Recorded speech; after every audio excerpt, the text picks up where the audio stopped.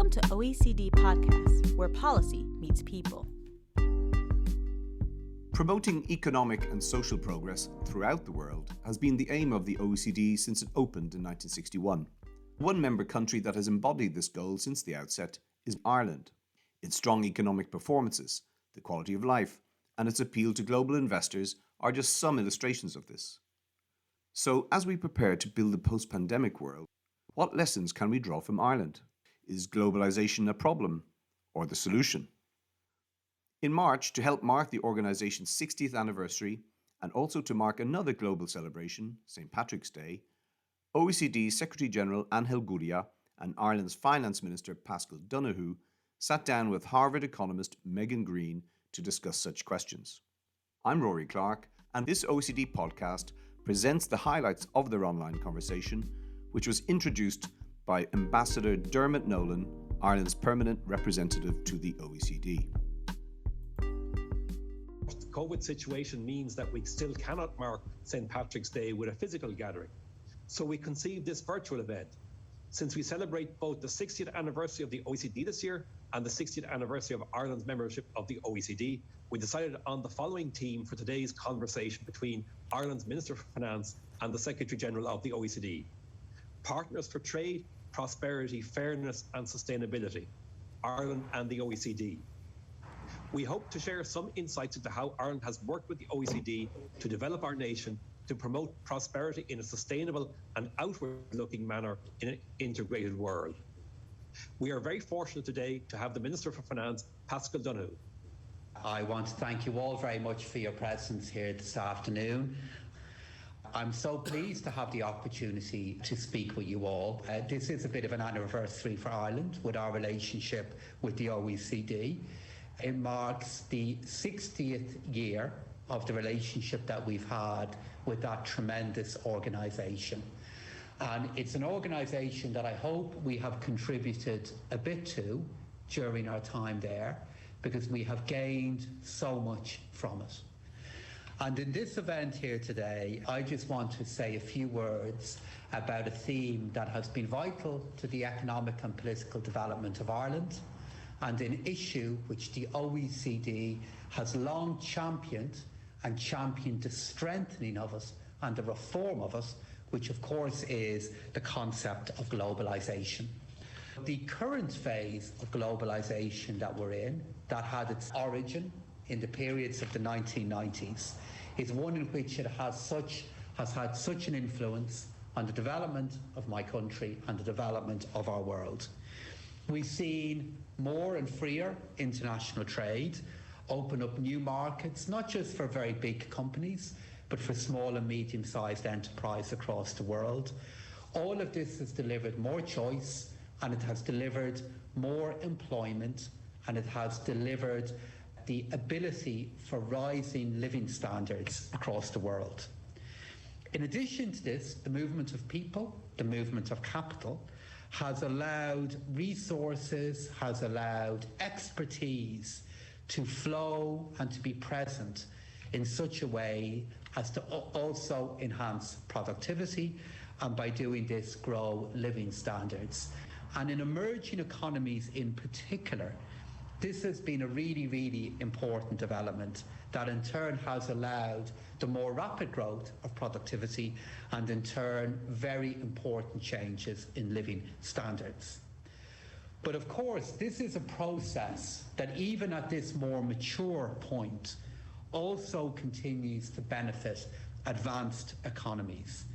And in this regard, the whole concept of comparative advantage is as relevant now as it was during the time of Ricardo, because greater specialisation, the development of expertise and clusters within countries, within parts of countries, in turn allows economic and income growth.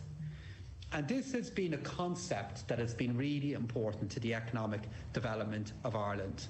If you look at our export performance from our country, and indeed from clusters within our country, is now something that is really important to the Irish economy, particularly at a time of COVID. And if I look at the Ireland that I grew up in, though that sentence makes me sound a lot older than I actually am, in the space of a few years, and indeed in a few decades, we've seen such change within Ireland that is driven by our engagement with globalisation, all of which has been enriched by the expertise and insights of the OECD. But if I make the case for that now, I think that case is only realistic and credible if we acknowledge the great challenges that that model faces as well. Even in the pre-pandemic era, an era which is really only such a short time ago, the challenges, the frustrations, the difficulties with globalisation were apparent to all of us. We have to acknowledge that the benefits of trade were not always dispersed in such a way that felt fair to enough, that the costs tend to be concentrated and felt by groups within particular parts of economies. This led to a level of discontent, to a level of dissatisfaction that we must be so aware of now as we seek to develop and build a more inclusive and better future. Of course, in acknowledging those challenges, I also want to make the case to this audience to the importance of political choices, to the importance of policy interventions and decisions that were made then, that are made now, that we need to make again in the future.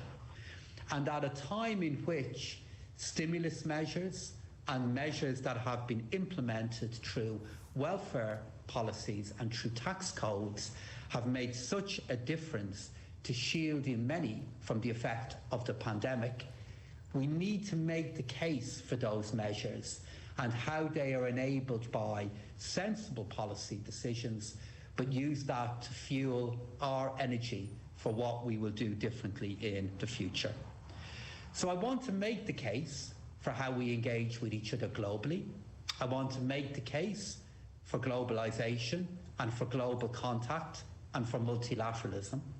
And I hope the case and the strength of that case is deepened by also acknowledging that it, as a model, delivered benefits that for too many were not felt to be enough.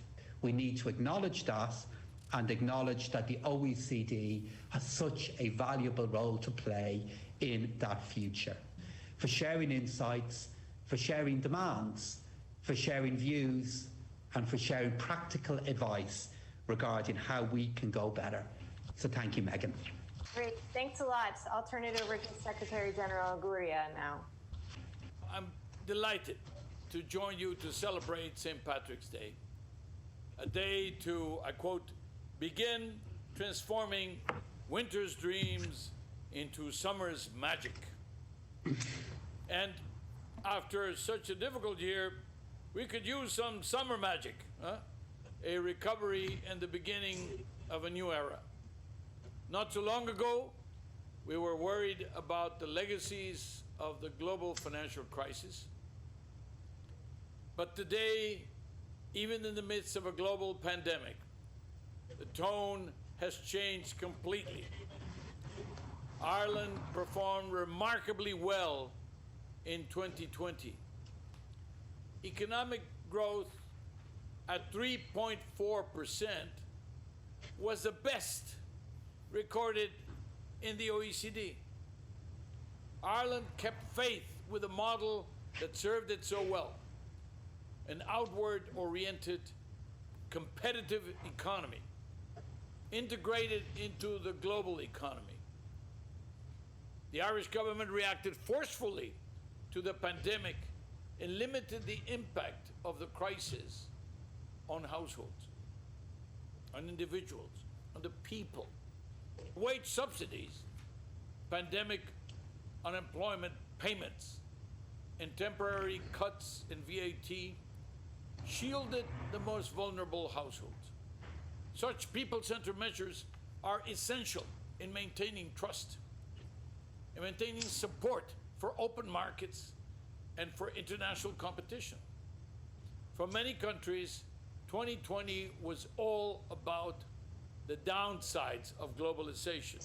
which the minister alluded to. COVID-19 exposed our fragility, and it spread throughout the world. This is the single most global crisis that we have had. It has spared no one, no country. In 2021, globalization is still a necessary part of life. It's inevitable in any case. You can't stop it, you can't fight it, it's going to happen. The question is, how do we harness it, and how do we give it some desirable orientation? Therefore, we must remake the world and recreate new global systems to protect it. Only the force of multilateralism can make that happen. Globalization is faster, deeper, cheaper, and tighter than ever before. Now, this creates enormous opportunities, but it doesn't happen spontaneously. It doesn't happen because it has to happen. It doesn't follow like the dawn follows the night, or the night follows the day. We make it happen, and we can make it happen.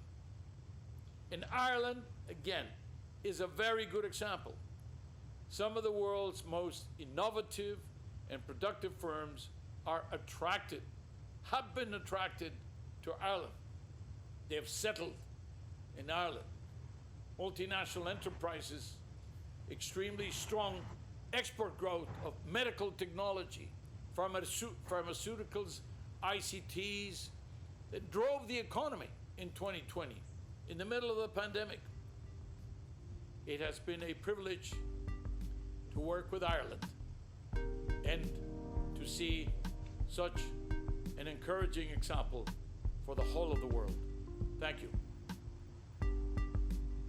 Thank you. It's easy to forget, given that we've all been locked down for so long, that this crisis, this coronavirus crisis, really started off as a supply shock. I remember no one could buy a wedding dress in the US, a year ago, and that's what we thought would be the extent of this crisis at the time. But it was a supply shock. And so, Paschal, I want to throw this one to you. How do you think that Ireland and Europe generally will balance embracing globalization, but also making sure that supply chains aren't vulnerable, and particularly in light of the current debate around restrictions to export of vaccines?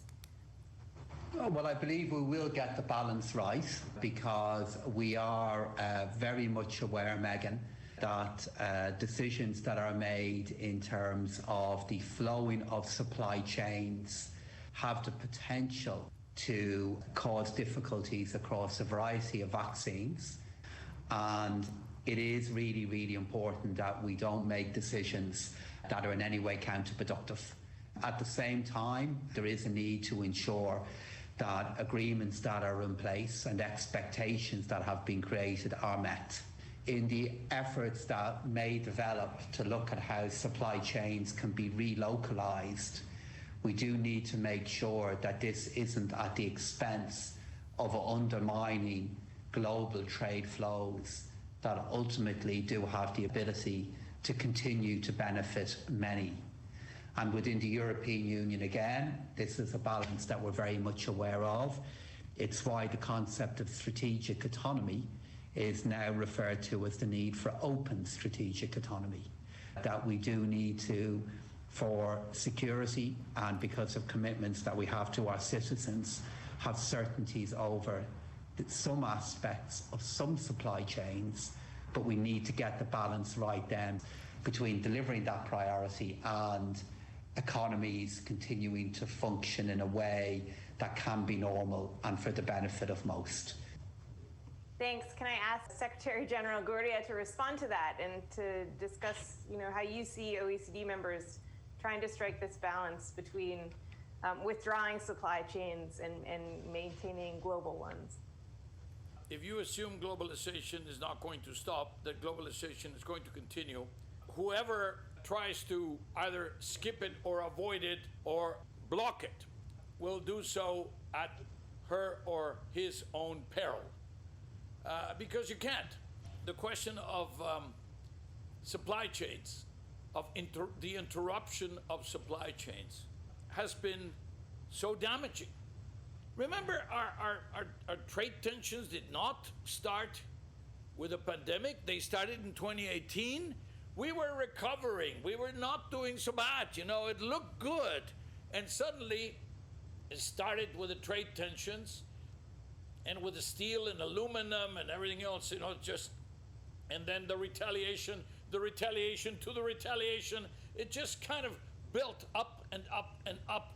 And suddenly we had a world in which trade had stopped and investment had stopped because of the uncertainty that was created by the uncertain trade rules. You need a rules-based world, a rules-based economy.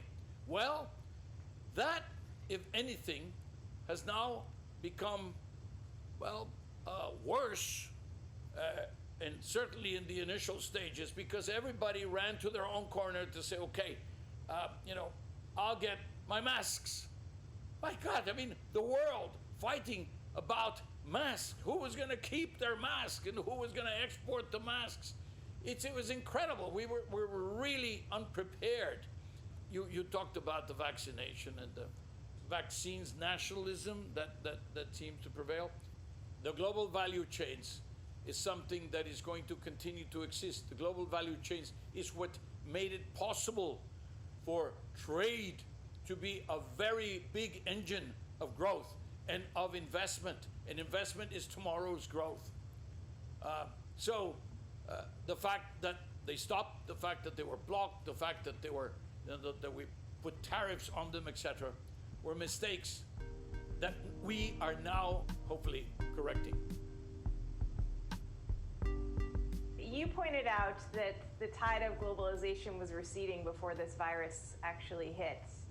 One argument for why it was receding is that globalization was driving inequality. When I'm asked this question, I often use Ireland as an example for an answer, because Ireland, of course, is this small, open economy, highly integrated into the global system, and yet, according to some figures, inequality has actually fallen in Ireland over the past 30 years, unlike most of the rest of the developed world. Paschal, I want to ask you first whether you buy this argument that globalization is a driver of inequality, or whether you think it's actually just a convenient scapegoat. Well, I think when we're looking at the performance of globalisation and its perceived ebbing, I think we need to be careful that we don't form that view by benchmarking it against a model of peak globalisation. I think we had a period before the great financial crisis in which we had exceptionally large movements of capital and investment. And in many ways, it formed a very high point of a particular form of globalisation. And as we look at where we are now, and where we were in the pre-pandemic era, I think it's important we're not benchmarking ourselves against a period that we may see now in retrospect to have been excessively strong. The development of technology have had such a big effect on living standards and forms of work. But of course, some of these technologies, and indeed many of them, of themselves are a byproduct of how globalization works. If you look at where we are from an income growth point of view, and in particular if you look at the impact of our taxation policies and our welfare policies, they combined with the effect of education in Ireland across the latter half of the last century have had a very positive effect on both social mobility and income inequality in Ireland.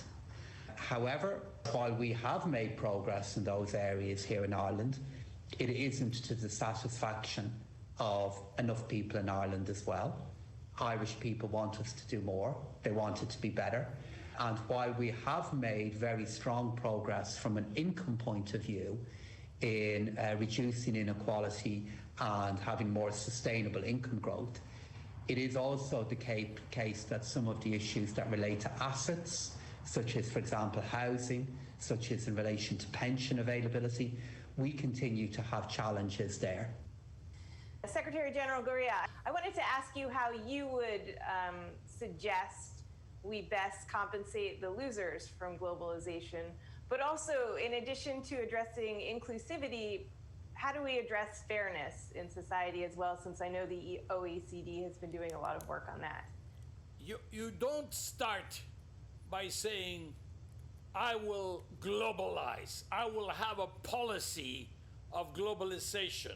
My policy is a globalized policy. No, you don't do that, because it doesn't happen like that.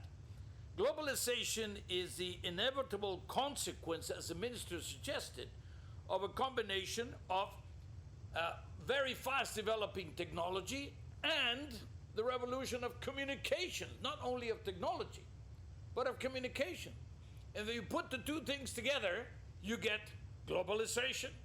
It's out there, it's happening, and it either you get on with it and you get on board, or it's going to leave you behind and you are the one who is going to suffer. And the inequalities are about flawed policies, about bad policies that we did not consider in the face of globalization. We didn't, get smarted about it. Housing, education, health, jobs, opportunities, skills. Skills are what can keep people away from the job market or can get them back into the job market after the pandemic. What instruments do we have? Well, we have Social Security, we have education policy, we have taxes. What you're trying to do is not just reduce the inequalities, but you're also trying to do that by increasing the quality of life and also by defining the quality of life and prosperity, not just by GDP itself. Look at the pandemic. The impact has been very unequal. Minorities have been hardest hit. The women are suffering the brunt. So it's about policies.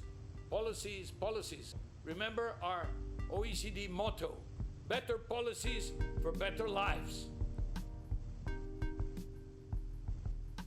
There's a question from the audience on digital taxation, actually, and I'm curious to hear from both the Minister and the Secretary General on what the perspectives are for prospects for a digital tax from Dublin, Brussels, and also from Paris. So I'll start with you, Minister.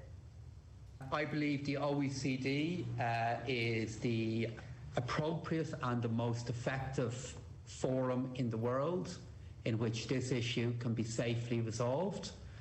I believe the model for taxing the digital economy is going to change. I believe the OECD will make progress in it. I believe that will have some consequences for Ireland, and we will have to manage those consequences because there is a long-term project in relation to stable taxation and a greater legitimacy and fairness regarding how big digital companies are taxed. That is really, really important. Yeah, Secretary General, what do you view the prospects of a digital tax? Well, first of all, it's not the OECD countries, by the way, Megan, as Paschal knows very well. It is 139 countries and counting that are involved in this exercise. The idea is that by July, with a 6 months delay from the original end of 2020, we will have a deal on digital taxation with the characteristics that the Minister said, a worldwide deal where everybody is sharing the same criteria. And that is much better than having trade tensions and eventually trade wars, which we know are very costly at exactly the wrong time when we're trying to generate a recovery for the world economy. Thank you so much. Listen, we're out of time, but given this is St. Patrick's Day, I wanted to invite our speakers to close the event to mark St. Patrick's Day in Irish. So Paschal, I'll turn it to you first. Oh, you're on mute again. It's ironic during a presentation in which I've made the case for globalisation and for the good use of technology, I can't manage the mute function well enough, Megan. So apologies for that.